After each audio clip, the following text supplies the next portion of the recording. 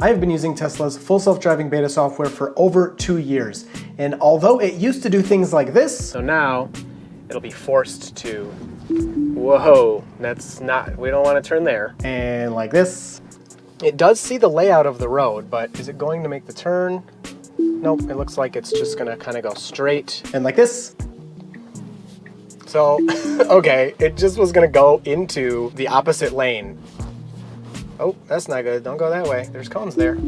Okay. It has improved in tremendous ways. While there is still a lot of work to do to get this to a level 4 or level 5 self-driving system, which would allow something like, say, the driver to sleep while the car is driving or send a text message or play a video game, the system is far more capable and reliable than it was when it first was released. But is it actually getting better? How can we prove it? Tesla won't release any stats on beta, maybe because they're not favorable, especially if you were to compare them to a service like Waymo or Cruise. Now, to be fair, a comparison to Cruise and Waymo, while I do find those systems incredibly impressive and think they're very cool, it's not the most fair comparison because Cruise and Waymo only enable their systems where they know they're going to perform really well. And that's great. That doesn't mean there's anything wrong with that. But trying to compare a full self-driving Tesla that is used by just me or anyone else, an average person, in any part of the United States or Canada, wherever we want to turn it on, in the snow, in the rain, really whatever, in dirt roads and roads that don't have any paint on them, it's not the best comparison because the Tesla can tackle a lot more locations than something like a Waymo can,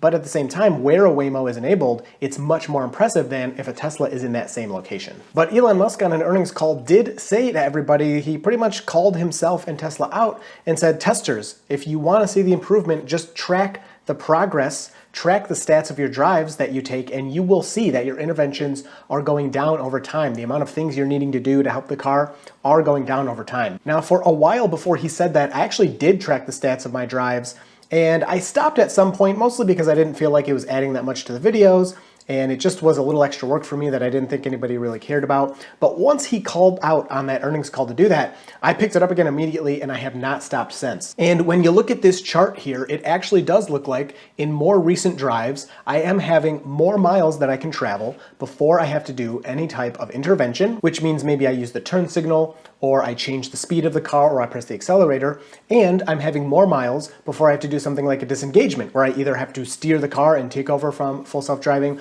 or I have to hit the brake, or something like that. But despite seeming like there is a slight uptrend in the data we're looking at here, it isn't the most mind-blowing, it isn't the most impressive, and to be totally honest, one person tracking the driving that they're doing, it's just not enough data. It has too much noise. It would really be best if Tesla would release the stats because they know every single disengagement, they know every single intervention, they know how many miles are happening between those interventions and disengagements on average, and that would give us an actual clear picture if we could see all of the stats from all of the Tesla vehicles in many different locations around the United States and Canada. So I've been trying to think about a way to make a video about the progress of full self-driving and kind of do a comparison to either a year ago or 2 years ago for a long time, and it's pretty difficult because driving is very dynamic. Even if you take the same route every single time, the traffic is different, the weather is different, the wind is different, the pedestrians are different, the cyclists, all of that. It'll never be the exact same drive. So what I have decided to do, and I would love your feedback, let me know down in the comments, other ways you would like to see this done, is I went back to one of my first beta drives I ever recorded in downtown Ann Arbor, which is a very common scenario for me to do now, but this was the first time I ever took beta into downtown Ann Arbor in November of 2020. So over 2 years ago, and I attempted to do the exact same drive. After I recorded that drive, I went back to the original video, I found every spot that beta made a mistake, which was a lot of spots, and I found that same spot in the recent drive that I just did within the past couple weeks, and I compared and saw how beta of today did versus beta of over 2 years ago. And the results were actually pretty stunning. So before we look at those clips, the data, the old drive had 8 interventions and 10 disengagements, which is wild. I never see that many these days. I usually, in a similar area, will have maybe 2 disengagements, 2 interventions, or 0 disengagements, 0 interventions, something like that. Even more mind-blowing on top of that, this drive that I did actually had 0 disengagements and 0 interventions. So a drive that 2 years ago took 8 interventions and 8 disengagements for me to complete, the car did all on its own this time without any help. So that is incredibly impressive. Now, the only caveat here is the nav did choose some different directions. I tried to force it to take the exact same ways that it did years ago, but sometimes it simply didn't take the same way. So first up, a parking lot. So I started to drive, and you could kind of enable beta in parking lots back then, but it was really bad and sometimes would try to just fly out into traffic. Now, as you can see in the clip I took recently, I have beta enabled in that exact same spot in that exact same parking lot, and then it turns right out of the parking lot as soon as it's safe to do so.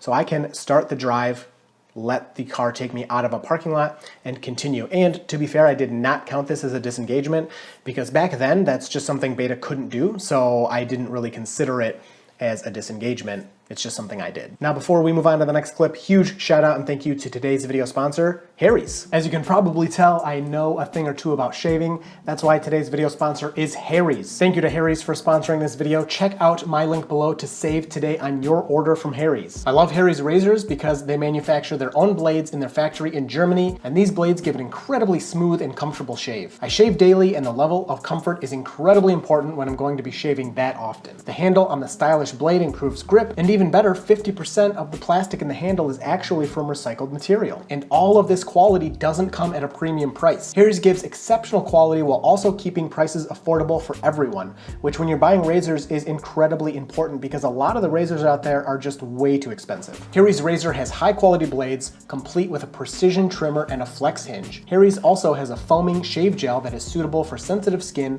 with skin-loving ingredients like aloe and hyaluronic acid. In your starter set, you'll get a 5-blade razor, weighted handle, a blade cover, and their foaming shave gel. Check out my link below to order your kit from Harry's today. Next up, right down the road, almost immediately, beta starts to brake for this pedestrian crossing area where there are no pedestrians. It's not supposed to brake there, and I reported it to Tesla, and I had to hit the accelerator to get through that section. Today, the car flies right through it, no problem. There's no pedestrians, no slowing down. It does everything perfectly. Yes, we have a lead car in this scenario, but I do this all the time, and even without a lead car, it'll drive right through there with no pedestrians. Now, this clip is pretty interesting. So beta back in the day when it was brand new, the steering wheel would do this kind of wiggling thing where it would go back and forth, and you can really see it in this sped up footage where even though we're just driving down the road, the steering wheel just constantly goes back and forth, and you would have this ping-ponging of the whole car going like this within the lane, back and forth and back and forth. Well, now today, if you look at the same section of road, you can see how steady that steering wheel is. And now it's a yoke, but pretty much the same thing. It moves just a little bit as it's adjusting in the lane and going around the bend, but you do not have this crazy back and forth. Ping-ponging has been gone, almost since beta came out, but that's something it used to do in the past. It's just back and forth all over the place. Now, this left turn used to be a problem for a really long time for beta. I don't know at what point it got fixed, but the car, you can see, it seems almost barely gets into that left lane. It's really going back and forth with the steering wheel. And then as it goes through the left turn, it's very slow. And I actually did have to press the accelerator there because somebody was behind me and the car was continuing to brake as it moved through that intersection. So it's slowing down kind of in the middle of the intersection. Well, fast forward to today, and you can see the car again, I'm showing it's really steady here. The steering wheel is not flopping back and forth. For the left turn lane, it very confidently moves into that left turn lane, gets into position. We have a red light. We're the first car. We do not have a lead car to even guide us this time. And as soon as the light turns green, we start to creep out here just a little bit, very naturally like a person would do.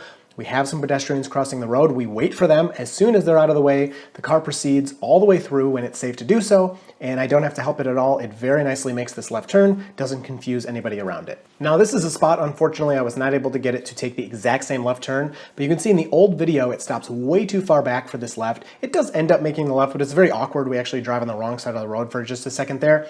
It makes the left, I report it, and then as it approaches the destination, it goes towards the parking lot. It starts to turn way too far to the right, like it's gonna run into the curb, and so I had to take over there before it made it to the destination. Arriving to the destination in the present day drive, we drive through downtown. The car does a really good job here getting through downtown. Nothing weird is happening. We make our left turn. The car takes a different left at this point. I don't know why the nav was updated, but it works.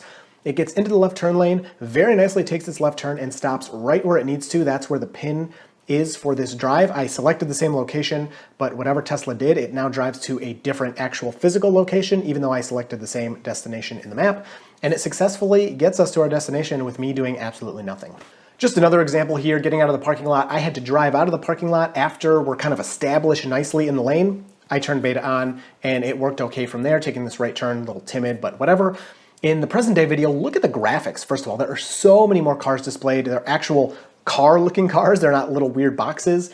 and I'm in the parking lot. I engage in the parking lot. The car very nicely and slowly moves to the parking lot and then creeps forward, makes sure it's clear and safe to go, and then it just takes that left and we continue on and we take the same right turn, a little more confidently, worked a little better now. Now in this clip, you can see we have a slightly different route selection. I think in the old clip, the road to the right was actually blocked. And it's nice that Beta back in the day was able to not try to drive into that closed road sign, but it did actually roll this stop sign. It didn't stop there. That's an update that NHTSA made Tesla make the Teslas stop at stop signs rather than roll through them. I actually kind of missed that. But in present day, you can see the road's open now. I can't believe it. It was completed so quickly in Michigan, and it nicely slides through that right turn after making a complete stop. It will say 1 mile per hour on the screen still, but NHTSA has a rule that you have to show more than the actual speed. You're not allowed to show less. So Tesla plays it on the safe side, and even though you're at 0 for a very brief second, it's still going to show 1 mile per hour. Now here is a huge mistake by Beta back in the day. It moves into the left turn lane despite the nav saying to go straight, and it was going to drive, I don't know, into that closed road sign or even take a left in front of those vehicles. It was not the best situation. I definitely had to take over and fully get Beta kind of going back on the route here.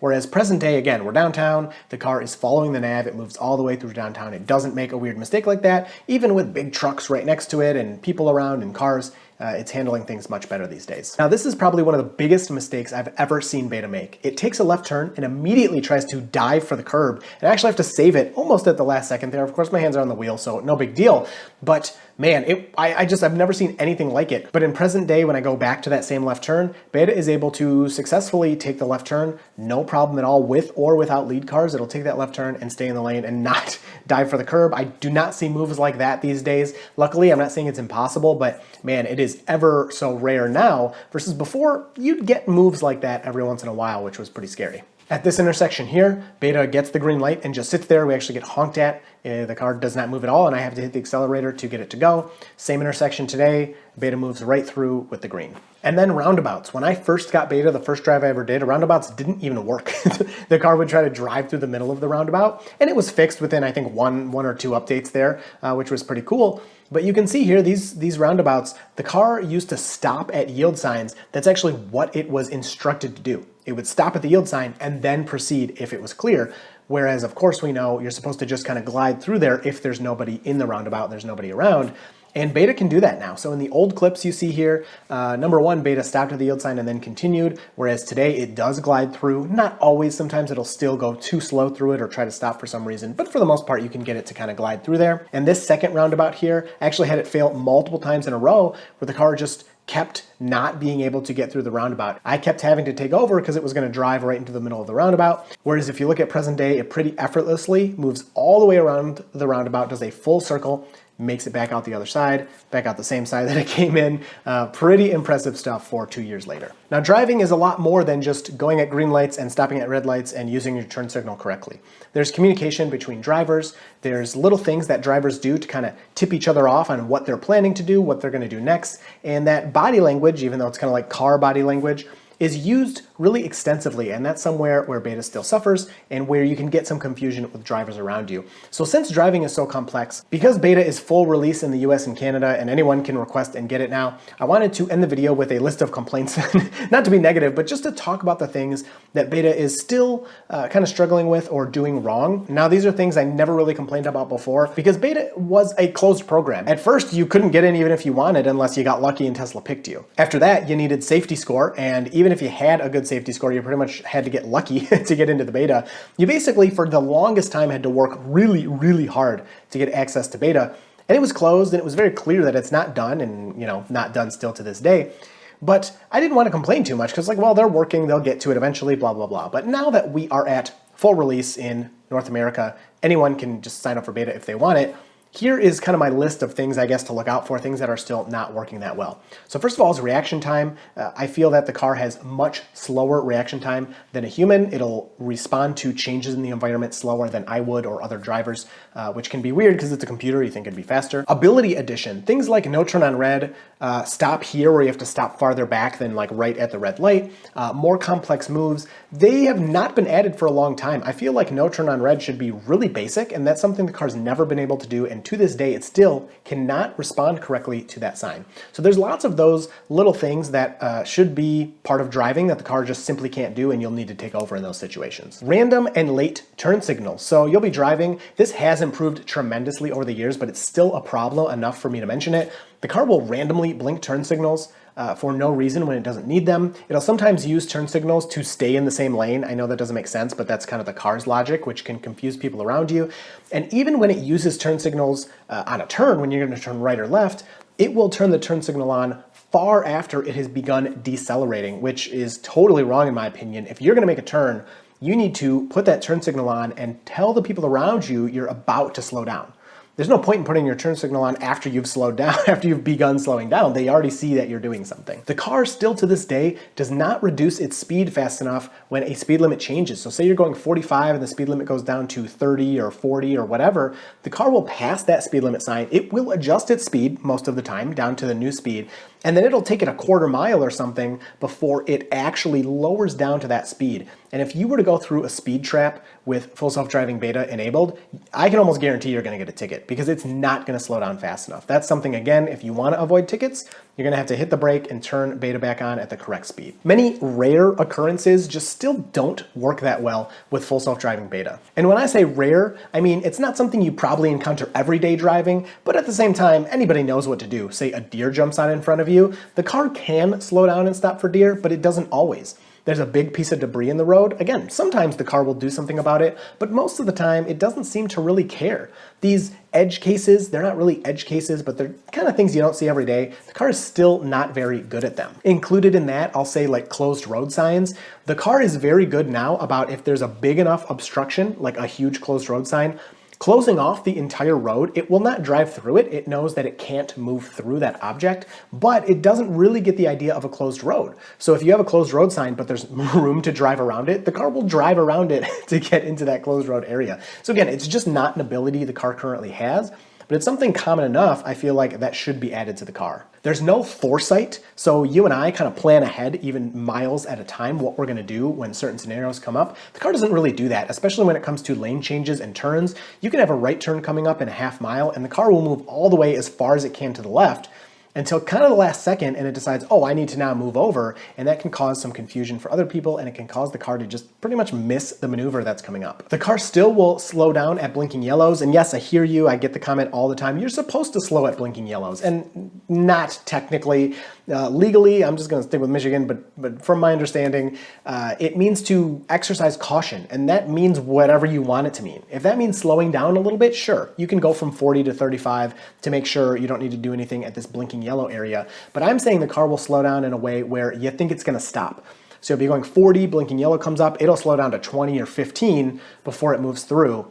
That's not good. That's not the way a blinking yellow is supposed to be handled. And then the last thing that I put on my list here that I'm gonna say is traction. So the car does not, at least as of the making of this video, take into consideration the traction of the road. So say it's raining, you obviously have less traction. You should decelerate sooner. You should not hit the brakes too hard because you might slip. Same thing with snow, anything like that. The car doesn't really think about that or take it into consideration.